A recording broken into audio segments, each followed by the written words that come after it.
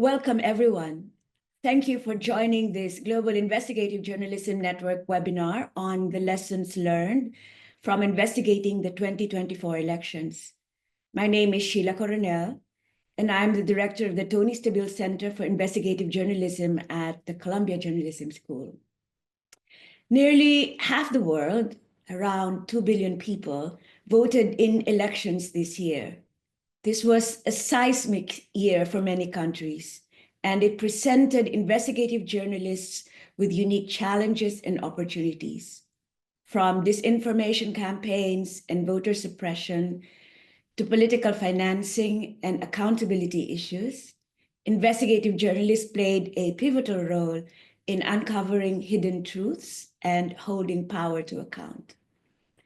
In today's sessions, we're very pleased to have with us 3 senior reporters based in countries that have faced key elections. They will discuss the critical importance of investigative journalism in fostering transparency and accountability in voting. They will focus on reporting on the integrity of elections, how to investigate electoral fraud and intimidation, how to combat disinformation, and share tools for reporting safely. Our speakers come from Venezuela, India, and South Africa, all of them reporting on elections that marked a watershed in their countries. Entrenched ruling parties in all 3 countries suffered setbacks with only narrow victories. The opposition gained ground and new opposition forces emerged. In all 3 countries, there were challenges to election authority. Venezuela's opposition alleged there was indeed widespread fraud, and the results continued to be contested.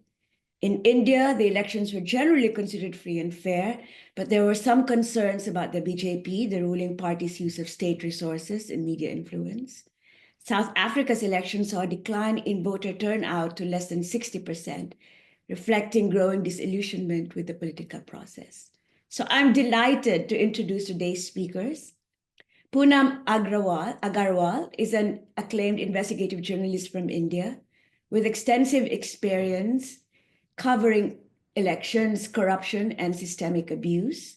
Known for her impactful work in digital and video storytelling, Agarwal has broken critical accountability stories and trained journalists in innovative election reporting techniques.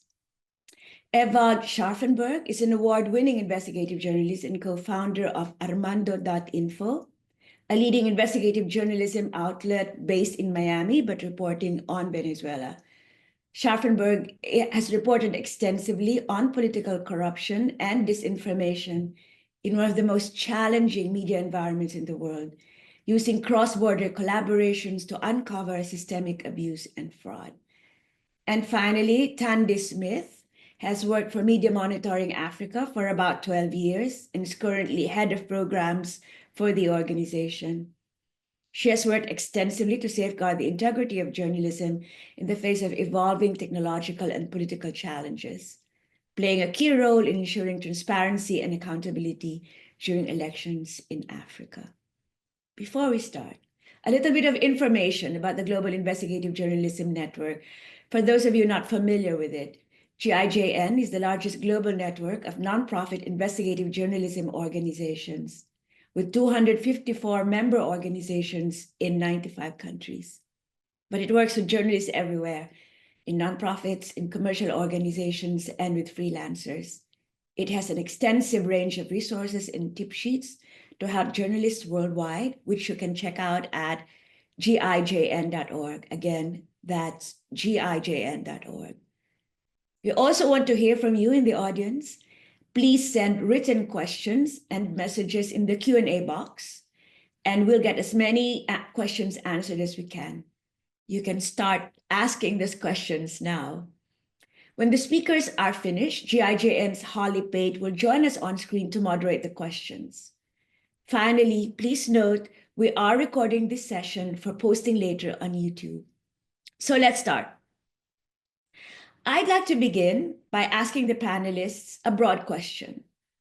What role did investigative journalism play in the elections in your countries? Did investigative journalism make an impact? Did it make a difference? I'd like you to talk about this in the context in which the elections took place in your country. Venezuela, a repressive autocratic government. India, you might call it an electoral autocracy. South Africa, somewhat fairly robust democracy. And please talk about, how journalists have helped shape the news agenda and what other impact investigative journalists have had. Puna, let's start with you. Well, India is world's largest democracy, as all of us know. Its elections are very important, and in fact, in India, elections is like every year we at least face one or two elections, assembly elections or the general election that happens in 5 years. So, this year was election year, and general election. What we saw this time is the role of journalist. As far as the investigative journalist is concerned, it was major because this time the real journalism that we saw was in the digital media, then the television. Because here, as we understand that India is now very hostile to journalists, investigative journalism is slowly dying, unfortunately. But during the elections, some of the facts related to the elections, related to the corruption, came to the forefront, which was extensively reported by digital journalists in different platforms. And that was seen in the form of YouTube channels, in the form of news articles, in the form of other small reels, small videos with which people could connect. So investigation per se, if we talk about, we could really see some in-depth investigative stories during the election. So it really had a major impact. And why I say this, if I may be allowed to show one document here, I just want to share the screen. Can I, Sheila? Can I share Yes, the please, screen? please go ahead. Yes. So this is one document I hope everybody can see. This is called electoral bond.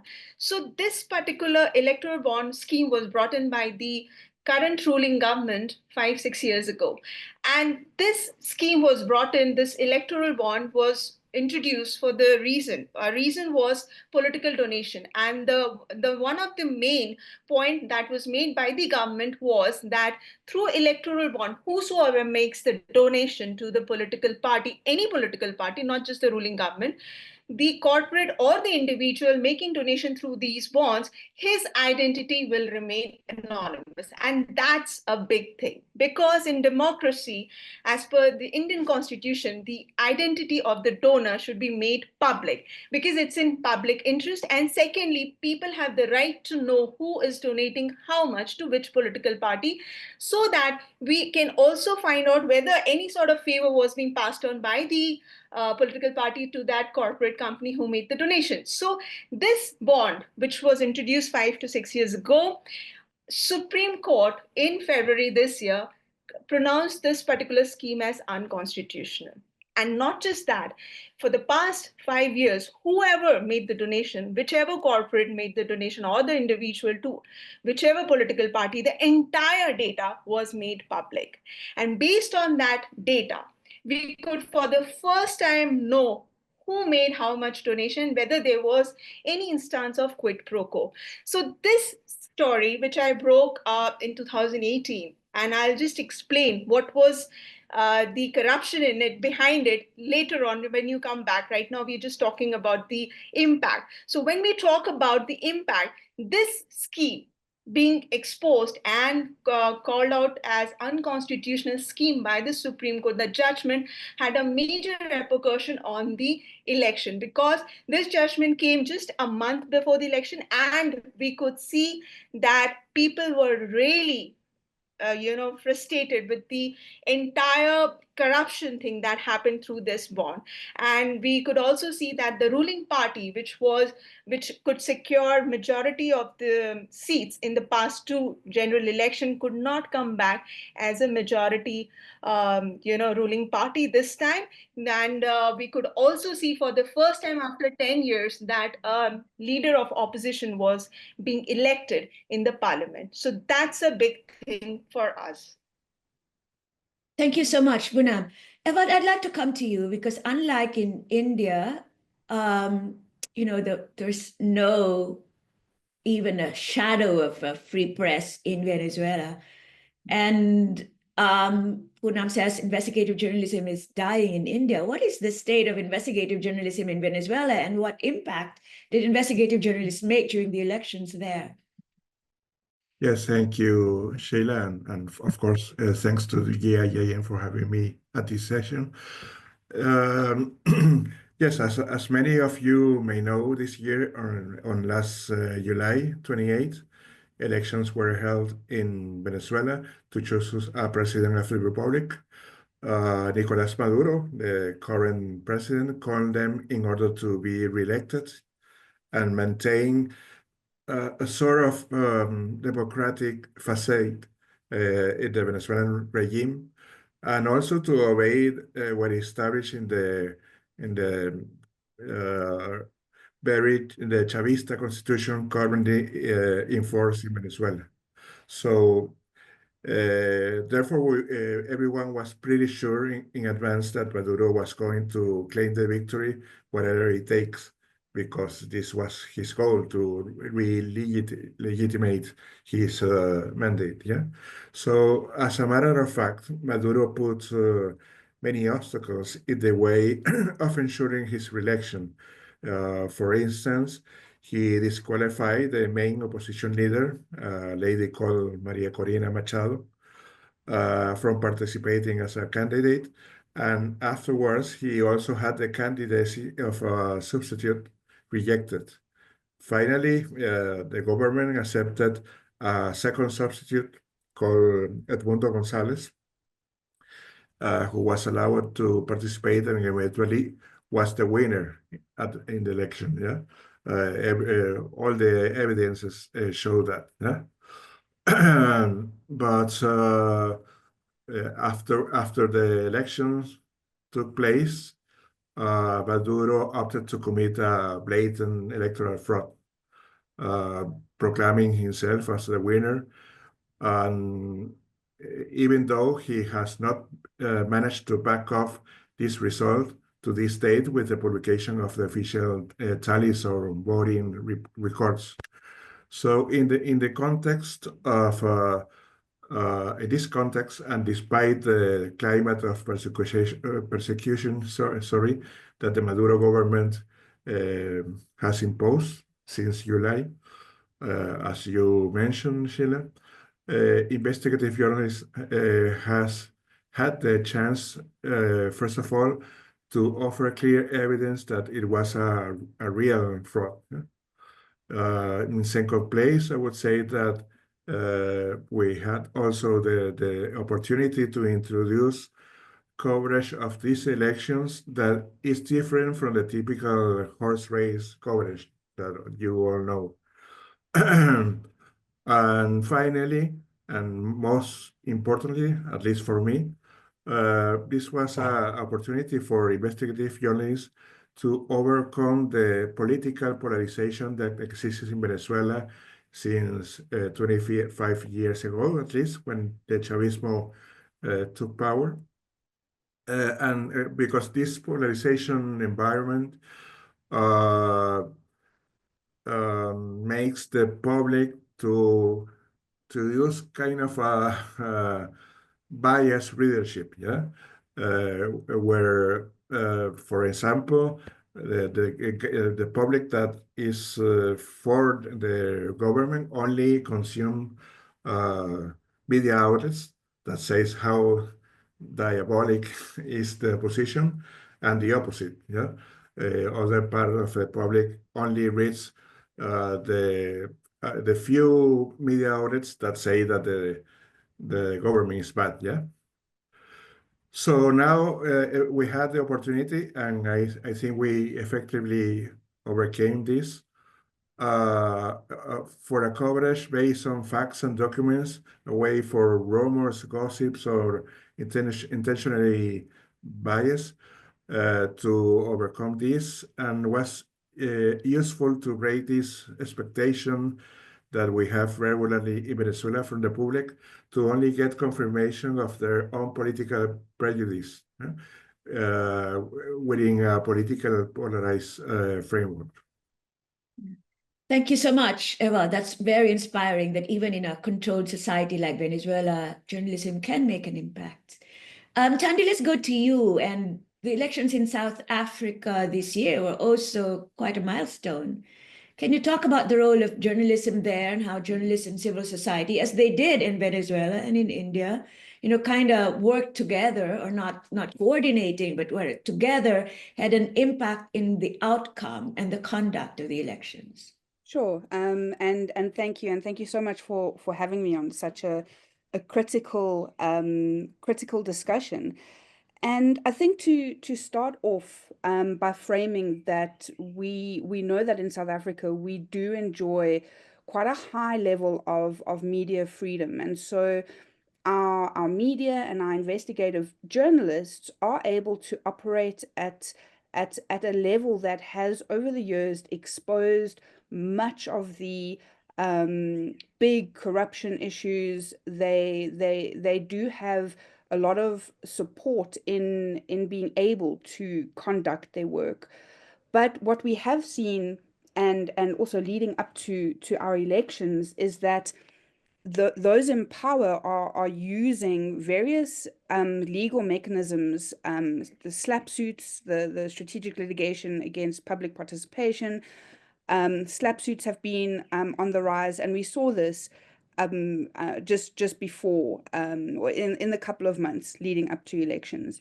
In terms of how media covered the elections specifically earlier this year, it was a really challenging election period because, as you mentioned in the introduction, it was quite a milestone election. Our ruling party, the ANC, for the first time in our democratic history, lost their majority and had to form coalitions. We now have a government, what's been termed a government of national unity. And so media had a really difficult job in trying to communicate the changes and the challenges of the electoral process to the public. And the reason I'm mentioning this is because we had, not only were we at a very critical kind of point in terms of our changing politics, we had the highest number of political parties contesting elections, and they also introduced the contesting of independent candidates, which which was a completely new form, and a number of various changes to the regulatory frameworks of elections. And so what we saw were journalists and media having to constantly be sort of on the back foot of trying to communicate and unpack literally election logistics. And so there was very little time for journalists to really go into some of the political nuances, into really interrogating the new political parties.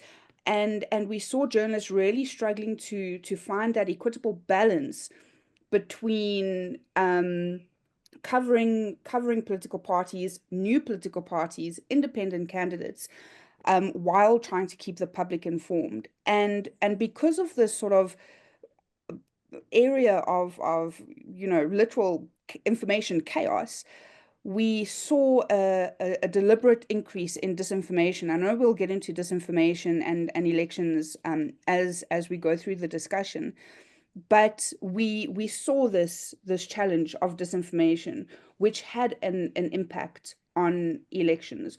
What we also saw was, politicians and political parties. What was really interesting was in the lead up to the elections, we had xenophobic narratives being used to push patriotic sort of positions and use that in electoral campaigning.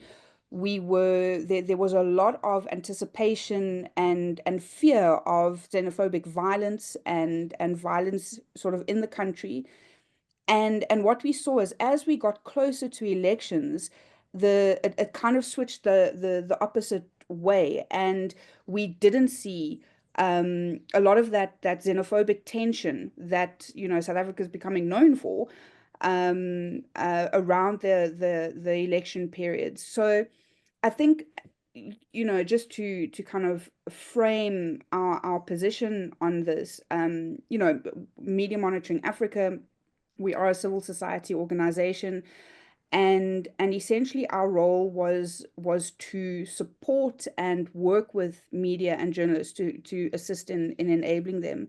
The other really interesting element that I just wanted to touch on is that we saw really strong partnerships being developed between media, journalists, and civil society, because our media environment, as throughout the world, has its sustainability challenges, has resource challenges, and so we do have quite a healthy civil society environment in South Africa. And so what you found was a lot of these organizations were often doing the groundwork in terms of analysis of the landscape, disinformation, forensic investigations into disinformation, the actors involved.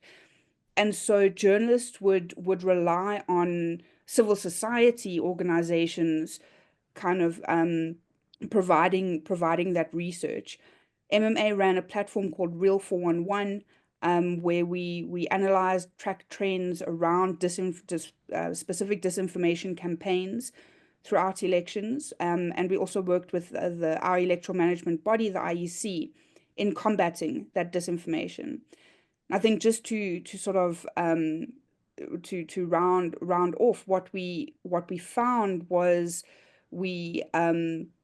really interesting data where the narratives and the trends on social media followed very similar patterns to what we saw in terms of the coverage in news media.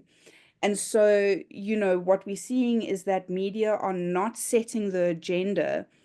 And we saw this specifically in elections. Media were very much on the back foot in terms of having to respond, which is a difficult dynamic.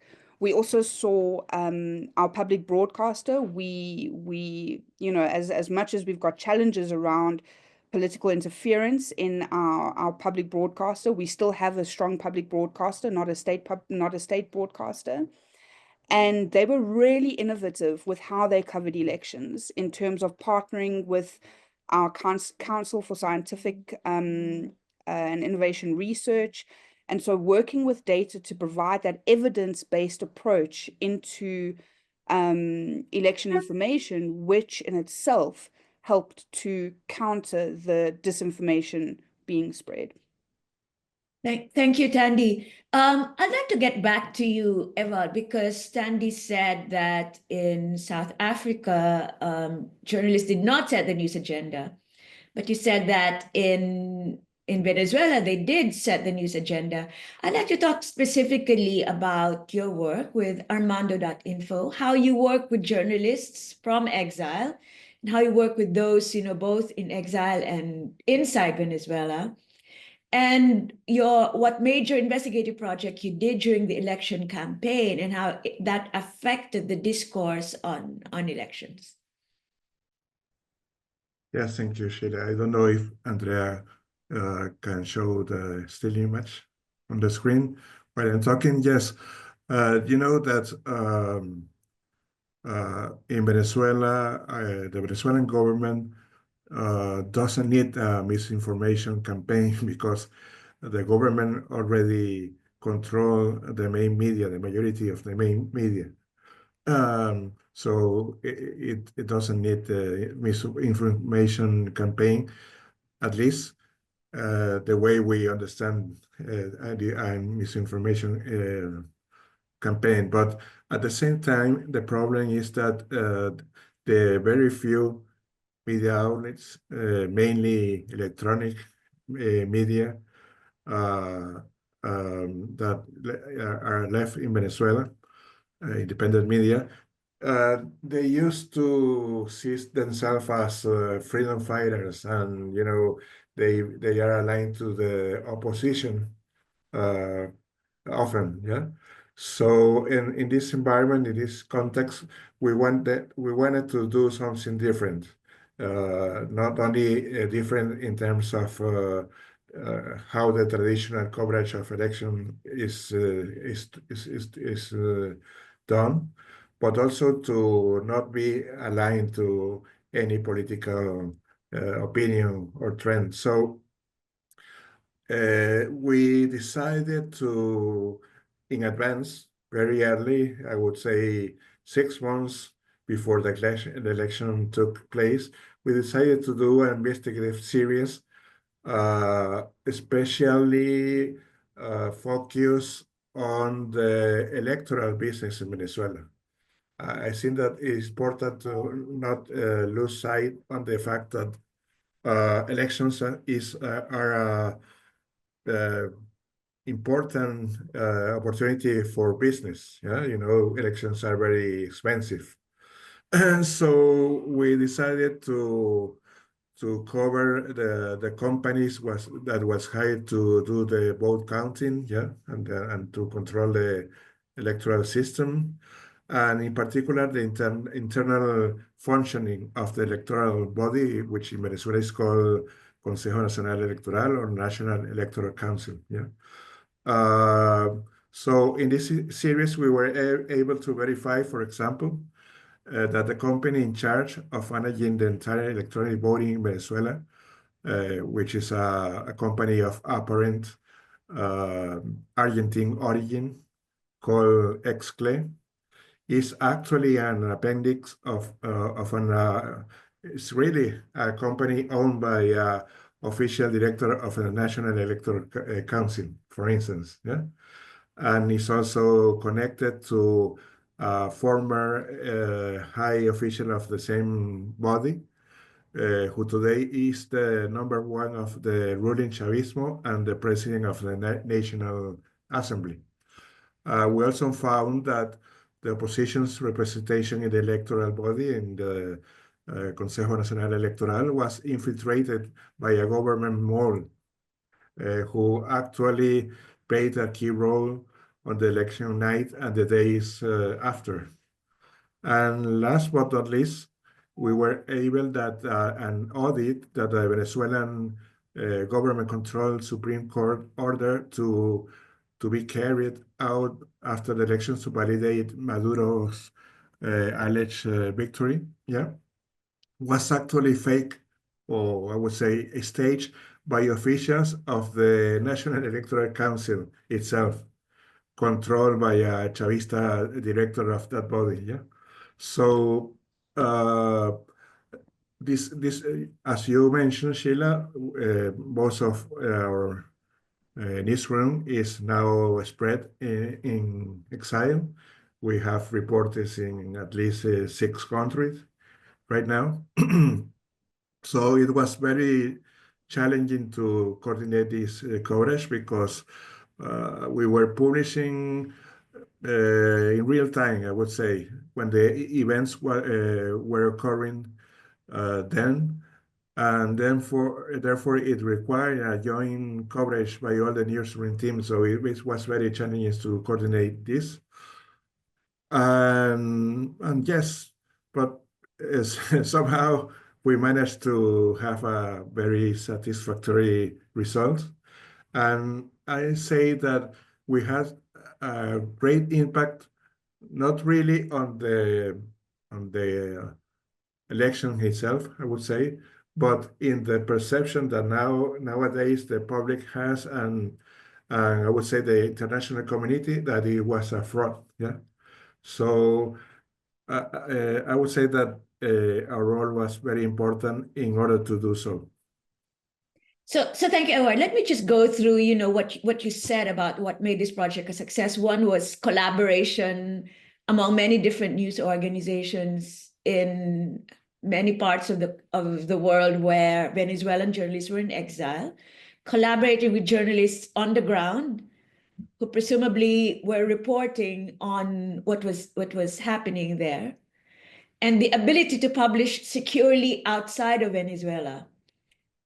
Correct. That was also a very important factor in the success of this project. Yeah. Yeah. Yeah, and well, for the elections, a huge alliance of, I would say, 20 media outlets in Venezuela was organized. But we didn't participate in this alliance because most of these media outlets were oriented or bound to do breaking news. Yeah. And we are the only investigative reporting in Venezuela. We have another timing, you understand.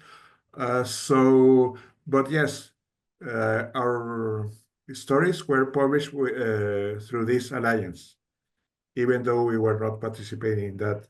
And it was very effective in terms of disseminate the information and let the public know because, for instance, the website I run, armando.info, is regularly blocked in Venezuela. We have an electronic blockade against us. Yeah? So we are always trying to figure out how to dodge this blockade. Yeah.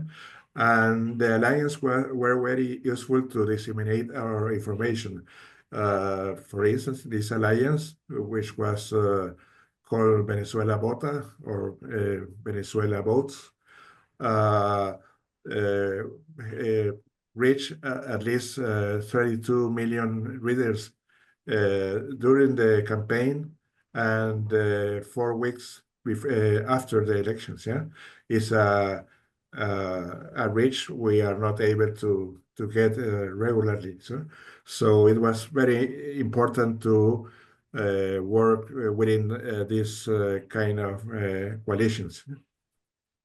That's very impressive, especially in a very fractured and competitive media environment that we've seen elsewhere, that the Venezuelans were able to get together, setting aside competition and managing to publish securely despite all the constraints. Yeah. Thank you, Eva. That's very inspiring experience. Poonam, the media environment in India is very different, right? It is very fractured. There's mainstream media, there's a lot of social media as well. How are you able to navigate and ensure that your work gets the audience in a very big country? I'm assuming where also people, it's a very fractured media environment. What platforms do you use and what's effective in those platforms? I mean, I'd like to talk about, you started with something very important about elections, which Ewald also talked about, is the integrity of elections. Ewald was looking at how the elections were conducted, the companies and the people behind the conduct of elections. You're looking at who's the money behind those candidates, looking at the influence of money in politics. Can you talk more about that?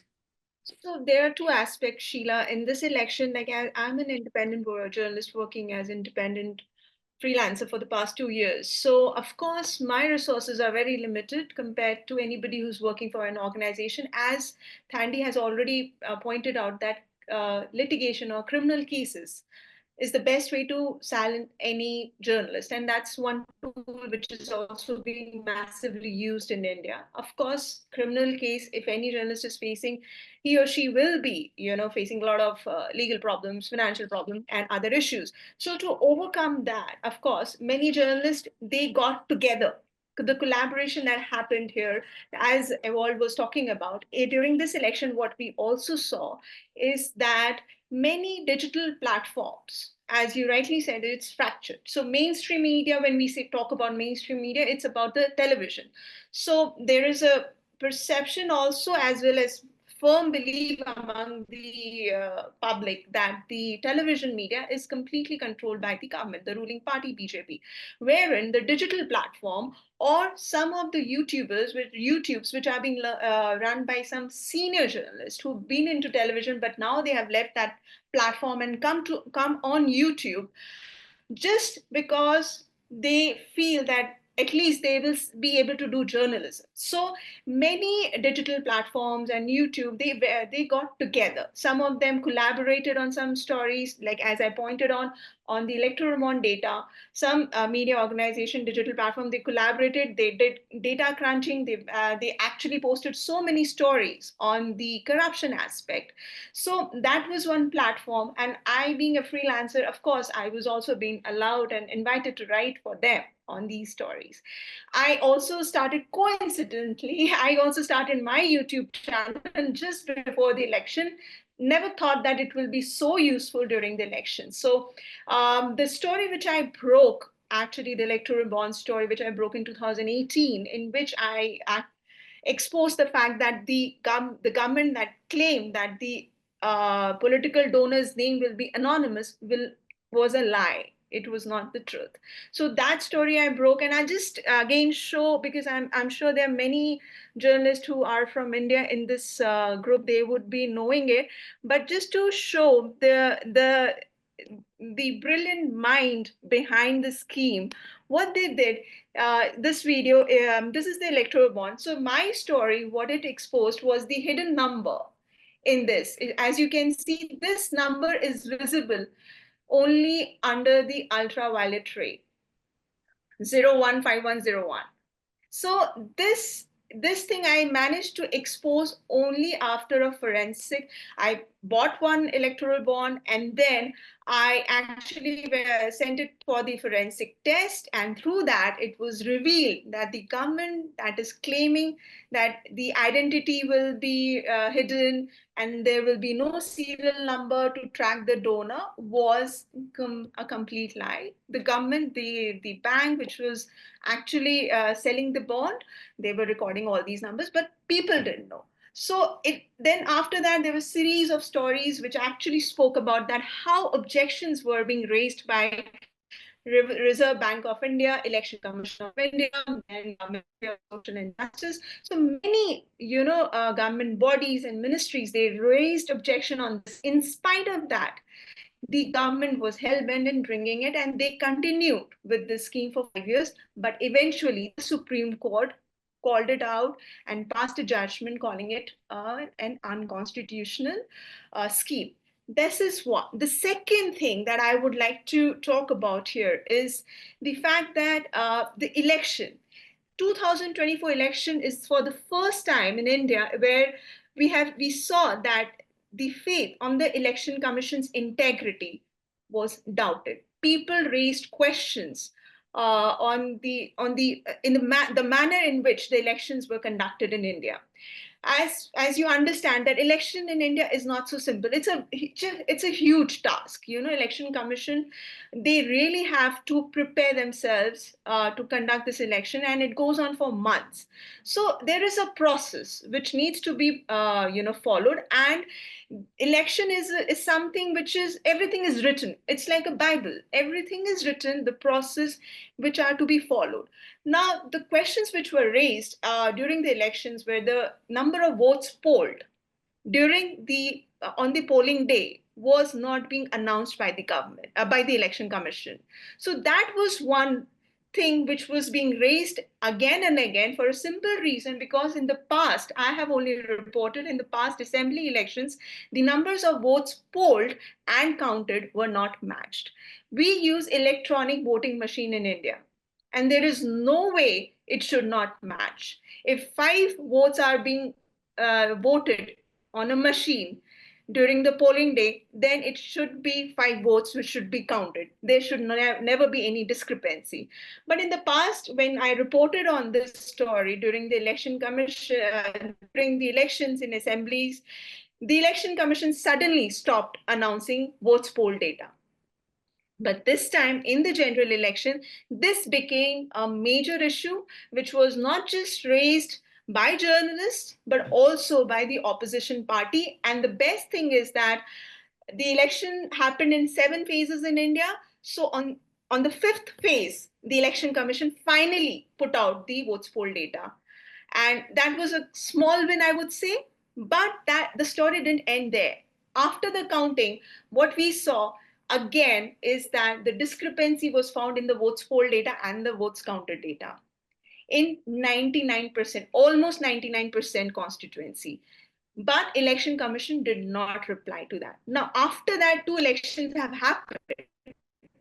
This, the doubts, they still continue. People have somewhere, I feel, have lost faith in the manner elections are being conducted in India. So this is a major, I would say, concern as a voter, as a citizen, and as a journalist as well, because we can only report on stories, but there are certain limitations beyond which we as a journalist cannot go, but we keep following it. Unfortunately, not many journalists are working on this story. I personally feel this is a very important area to be investigated, because the entire, the fate of the nation depends on these elections. And if they are not being conducted fairly, then it's a major, major drawback and setback for all of us. So these are the 2 things. One is the corruption, and another is the election. These 2 things were, of course, reported massively. Apart from this, disinformation was a major concern. There were multiple fact-checking tools being used. Many digital platforms, they actually did brilliant job on fact-checking. Of course, fake videos were circulated. The narratives were set. These things which we saw Thandi pointing out, we saw here as well. Another important aspect, that civil society and journalists, they did come together on many aspects. Just the way Thandi pointed out, that because civil society members, they have access to certain things, they connect with journalists, and then journalists bring it out to the public. So of course, this collaboration was also seen, and I have also worked with some of these civil society members who actually work on electoral democracy. So these things we saw, considering that we have limitations, no organizational backup, the fear of being charged with fake or criminal cases is always there at the back of the mind.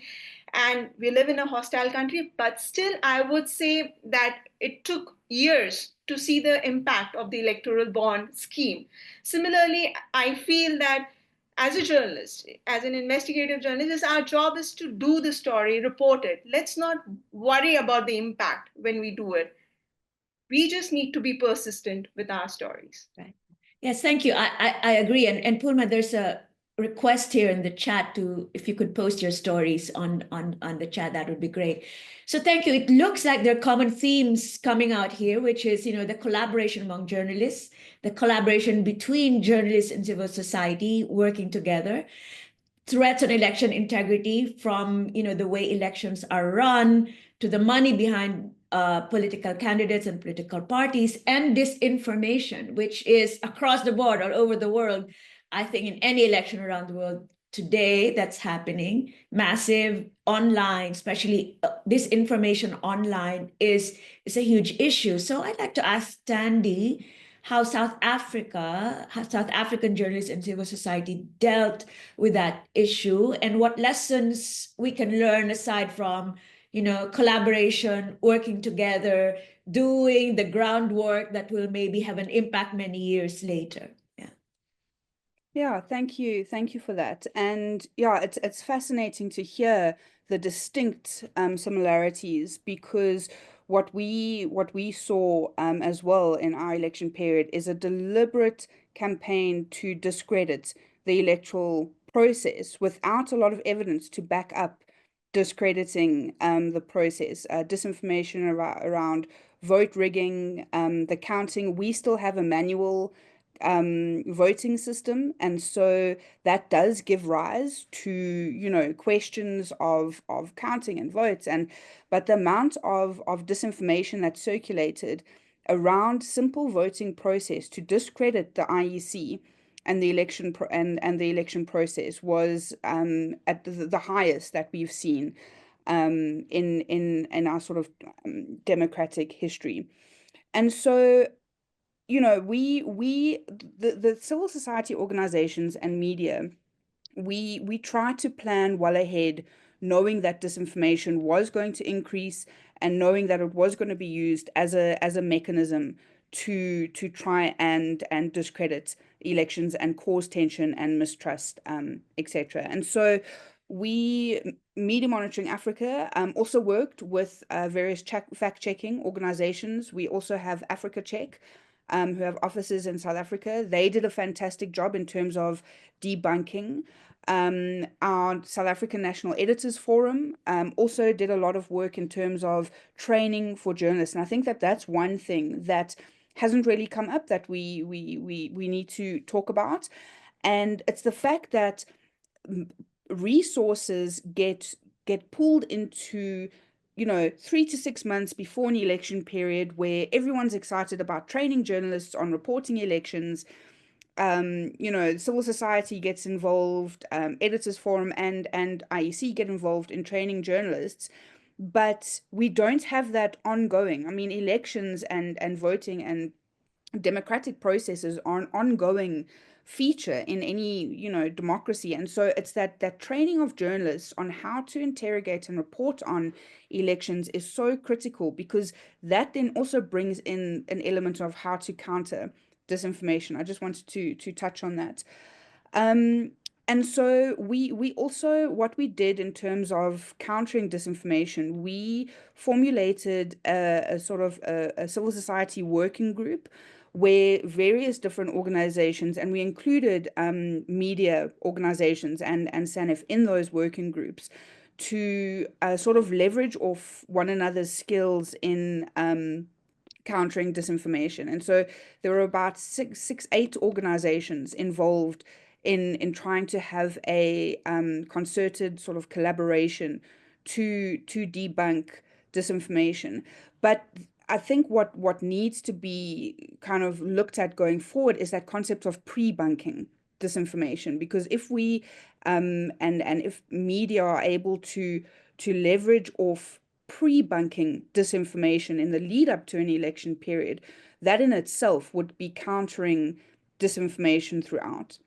The other issue that I wanted to touch on that was a real challenge for journalists and disinformation. I mean, we know that disinformation often intersects with other kind of online harms. It will intersect with harassment, hate speech, incitement to violence, and so forth. And what we saw was a lot of journalists trying to report and counter disinformation, or trying to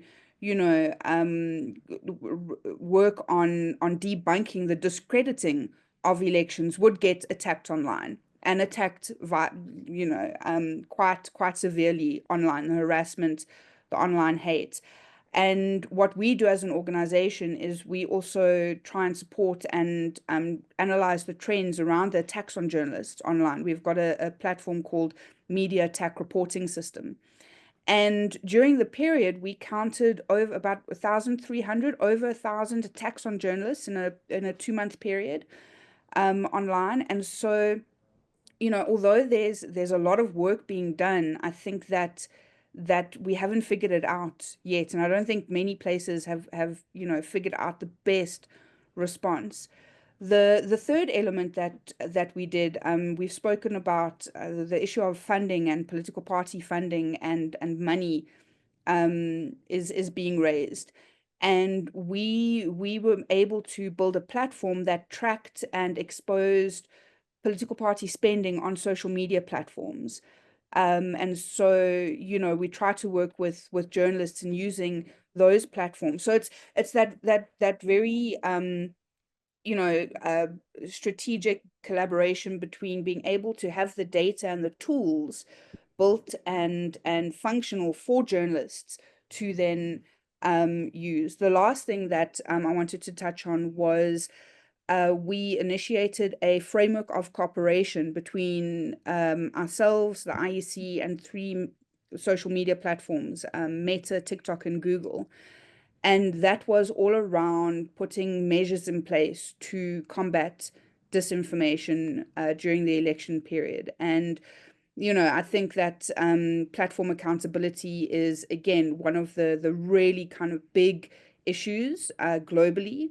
And that was another initiative that we implemented. But you know, I think it was really a challenging period because media, you know, media need to be doing the work of reporting on elections and reporting the stories and you know, getting into the communities. And it is a massive resource constraint to have to, you know, be countering disinformation all the time. And you know, from journalists. And so I think that there is real value in seeing where these partnerships worked. And it seems like it, you know, it is something that we're seeing develop across the world, this partnership between civil society organizations working in this space and media and journalists working on similar themes.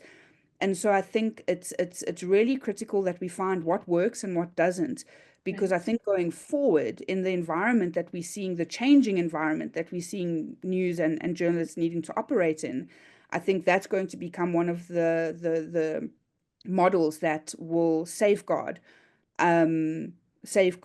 journalism and media. Thank you, Tandy. We are running out of time, but I'd like to do one more round. But please answer very briefly so that our audience has a chance to ask questions. Is your question, Tandy, what works and what doesn't?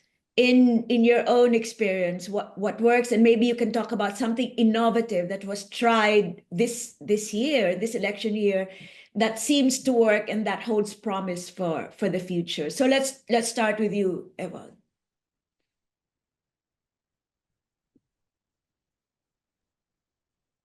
Yes, thank you, Sheila. Well, talking about lessons learned, I would advise my colleagues around the world, first of all, to have anticipation, yeah, to prepare months before of the election, because, for instance, when we decided to cover the election from the perspective of, the business behind the elections and how it was connected to political links, yeah, we early face a huge hurdle, which is the technical nature of this topic, yeah. There are some technical aspects concerning financials or concerning electronic voting systems, you know, that now is becoming the standard all around the world. So we were facing the challenge to understand those topics. Yeah? So we managed to cultivate from a very early stage of the coverage technical sources. Yeah, who knows how for instance, the government mechanisms works to award contracts to providers, and some technical points about the electronic system. And we were able to do so to understand it finally because we were working with those sources. Yeah. So I'd say it's a lesson we learned painfully during this election. Of course, my second advice would be to look at this side of the election, the business side, which is very frequently overlooked. Yeah, because it's not so sexy as the political side of election, and especially in countries like my country, Venezuela, where it is a struggle between democracy activists against a huge and powerful dictatorship. But you always get important findings when you look at the business side. Yeah, not only because budgets for elections are always huge, and they usually involve huge amounts of public funds. But also because this way you are able to discover connections between the business community and the government that before that you were not able to know. So this is I would say my most important advice after our elections. Yeah? And yes, the other advice I have, the final one, is to be very aware of the safety, the security of your newsroom. Yeah. For instance, when during the campaign and especially after the elections, Maduro's government imposed a terror climate, a terror environment in Venezuela.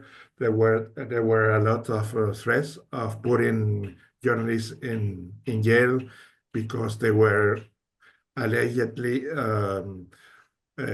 fostering demonstrations against the elections results, yeah, and as a matter of fact, the very day of the elections, the government, Maduro's government, started to cancel massively the passports of many journalists. For instance, two of my reporters got their passports canceled by the government. So it was a very strong intimidation climate, and you have to be able to assure your journalists that they can do their work safely. Thank you. Those are all very good lessons. Preparation, especially knowing how the system works, and developing sources within that system to understand the technology and the business side of it, looking at the connections between government and business, and then the safety of a newsroom. Poonam, would you like to add to those lessons, what works and what doesn't work in election coverage? When we talk about election coverage, investigation, all of these do matter. Apart from that, I would like to, if anybody is in India, I would like to, especially for the Indian journalist, your safety should be your priority.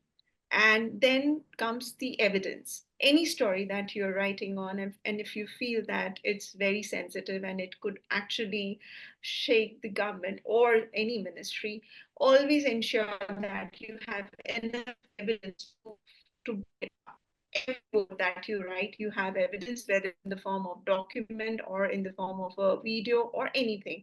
Because as I earlier pointed out, criminal case is the best way for the government to silence you. So if you are able to report, if you are able to do it, and if you want to continue doing it without facing any such cases, make sure your evidence is intact. Third thing is that social media troll is very common. I've been trolled like crazily, and it does mentally affect you, all of us. If anybody says that it doesn't, I don't personally believe, because it does, because once the troll is after you, they do.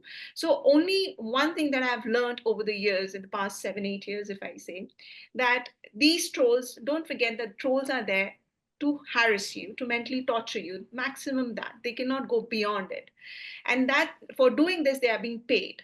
But you should stay firm with your work, stand by it, don't worry, do not react, do not retaliate, do not engage in any sort of conversation with those trolls, because that will only encourage them, and that then they will succeed in by harassing you further. So this is one advice I would give to all my investigative journalists who are in India and who have faced it in the past. Just do not engage with any of these trolls. They are there for 3 days, 4 days, and after that they'll find another target, they'll move on. So just be calm and quiet. And third is that any data is one of the most important thing. I feel that anybody who works on investigative stuff, please try to get hold of as much data possible by filing right to information, which is available in India. I know it has become weak over the years, but through that we can access so many government documents and which are admissible in the court. So try to dig into more details through right to information. File applications in different ministries, get hold of stories, file solid story, because those stories nobody can deny, nobody can take you to the court or challenge you. So these are some of the tools which one should cater to if anybody is deep diving into any government policy or corruption or any sort of other scam. These are the tools which are very handy. You don't have to pay for this, you can get it easily. Even civil society or RTI activists in India are thoroughly engaged in such data. So these are handy tools which you should adopt in future. Thank you so much. And Tandy, some lessons from South Africa. Yeah, I think just to reiterate the collaboration and the work, and especially the data-driven aspect of this. I think the other element, a lesson learned, is that we in an era of eroding trust between public and the media for a number of factors, and that's a whole nother webinar on its own. But I think that in order to safeguard the media's role in an election period, we need to do a lot more in terms of safeguarding the trust between public and media and investigative journalists. And I think that would go a long way in helping counter disinformation strategies and campaigns. I think if anything, that trust element is so critical. And I think media and investigative journalism is more important than ever before. And we need to work on building relationships with public and with audience to safeguard that. And I think that, I mean, I don't want to take up too much more time, but I think that equipping newsrooms and journalists with the skills and the tools to meet the environment where it's at in terms of AI, in terms of technology, in terms of using what is available to help inform stories and investigations and reporting. And I think just to not lose that kind of that sense that media and investigative journalists are still even more important in the role of their role in a democracy. Thank you so much, all of you. These lessons are very rich in terms of the need for skills, for expertise, for evidence, for data, for safety, which is very important, and protection against the many threats that are facing journalists, everything from trolling to lawsuits and to the loss of public trust. So on that note, I'd like to end this for now and open to questions and ask the audience, and Holly Pate of GIJN will moderate this next session, and then we'll circle back at the end. So thank you, everyone. Hello. Thank you all for your lessons learned. I do have a few more questions from the audience, starting with a question for Ewald. Ewald, could you talk a little bit more about the specific technologies and their impacts, and how you expect technology like AI, facial recognition, etc., to affect future elections in Venezuela and possibly beyond? Yes, thank you, Holly. Yes, you know that in order to have conviction about the election results, there are many electronic mechanisms and stages that are established within the let's say the voting system that are really real technical issues that even now for me are difficult to understand. Yeah, my reporters that cover those stories are now more able to do so. But yes, the question, the main point in the Venezuelan election is that the Chavismo regime very early adopted the electronic system, yeah, and as a matter of fact, a very important company for voting systems that is called Smartmatic, that now works all around the world, for instance, in the Philippines or in Argentina, even here in the US.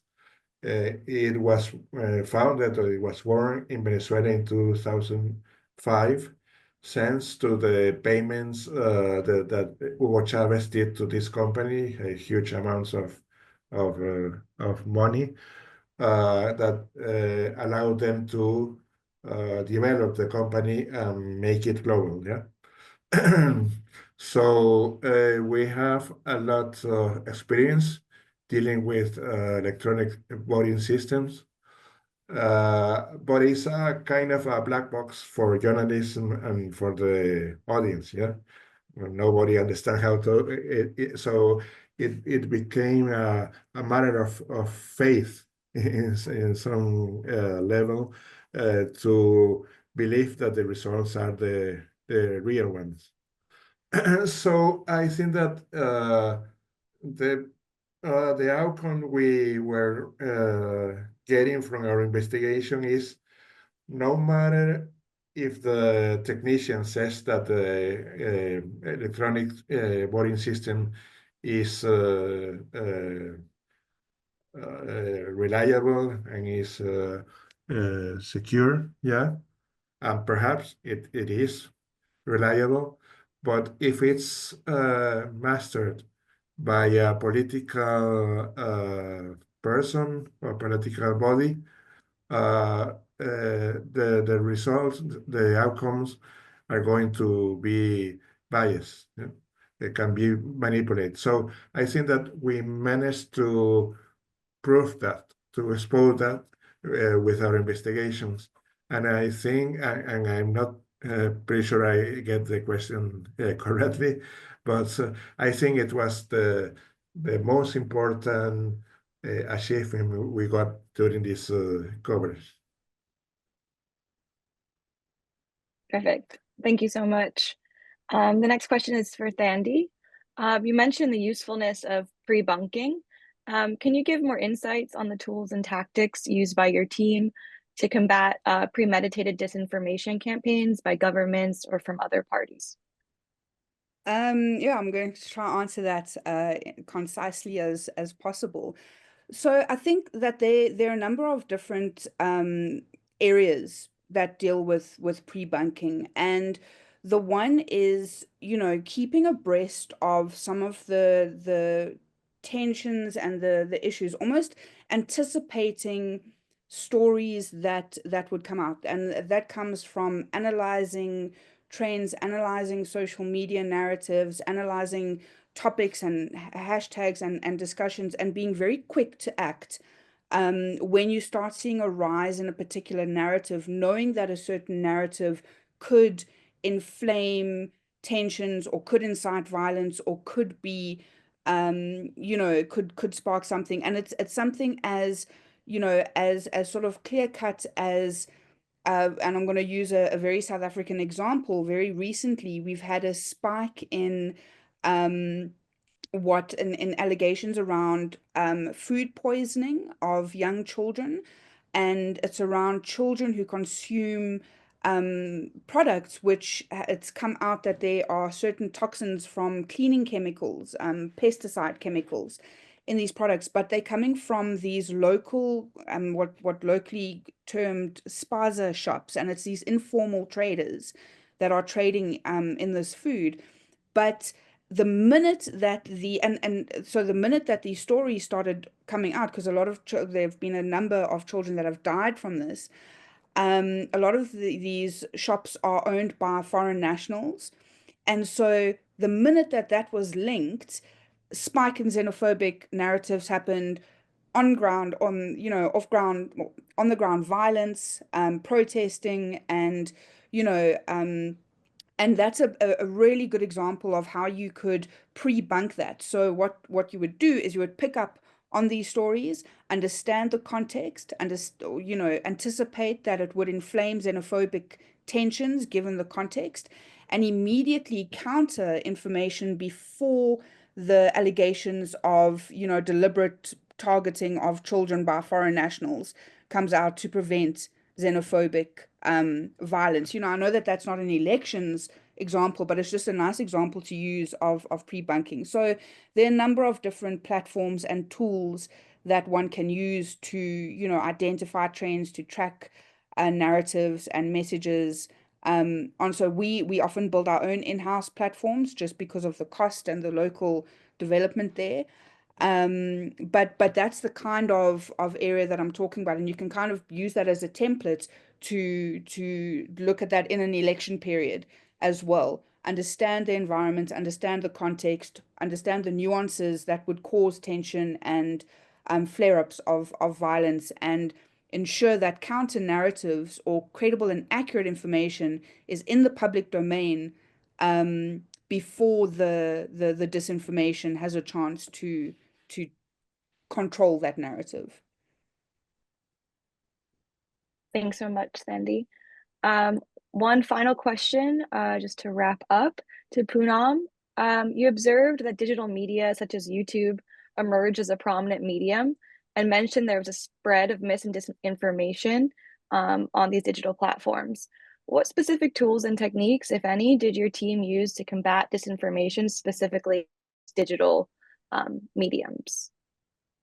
So deepfake is one of the major concern, like where the audio or the video is being, used of a politician, which is actually not the real one. So one deepfake tools that was massively used in the elections. Apart from that, there've been a whole lot of misinformation. The pictures which were used were actually being photoshopped or manipulated in a way, so that there are multiple tools which are available on websites through which you can find out that what the reality is, just to and these disinformation were spread with an agenda. The agenda was to create communal disharmony in the society, and that was the major purpose of this disinformation. So of course, as I mentioned, that there were a few digital platforms which were focused on the disinformation being spread by different, what we say here, IT cell of political parties, and their purpose is just to spread that. And when I talk about disinformation, I just not mean the news articles, but also the fact that I've spoken about that I've been trolled during the elections also. Another task of these, people who are spreading hatred, through social media, their task is also to discredit journalists, who are doing their job, who are probably reporting facts. By discrediting them, they gain, because then, just to build up a narrative among the people that whatever is being told is not right. So it's just not disinformation, but also this is another, through social media, especially through Twitter, currently called X, that became an important platform to spread disinformation about journalists also. So we had to handle that aspect as well. Some journalists were really being badly harassed. So these are the things which we really need to keep in mind when we talk about disinformation. And again, I personally feel that people also are pretty much aware of it, from where to consume news. They do filter now. They do follow certain journalists on YouTube or on digital platform. I've engaged with so many people in my country, and they say that I follow so and so person for news because I trust that person. So it's no more a brand, like a big news channel brand. It's like journalists, they themselves have become a brand by posting videos or giving out information through their YouTube channel. So this is a change that we saw in this general election in India.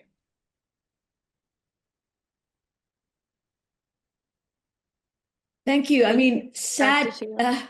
Yes. Thank you, Holly. Thank you, everyone. So sadly, we've run out of time. Before we close, I'd like to thank the Global Investigative Journalism Network and our audience for their participation. And of course, a big thank you to our speakers for their courage, their tenacity, and their eloquence answering all our questions. Thank you, Evad, Poonam, and Tandy. Finally, be sure to watch GIJN's feed on X at GIJN and the GIJN website for announcements of future events. Once again, thank you to all, and goodbye for now.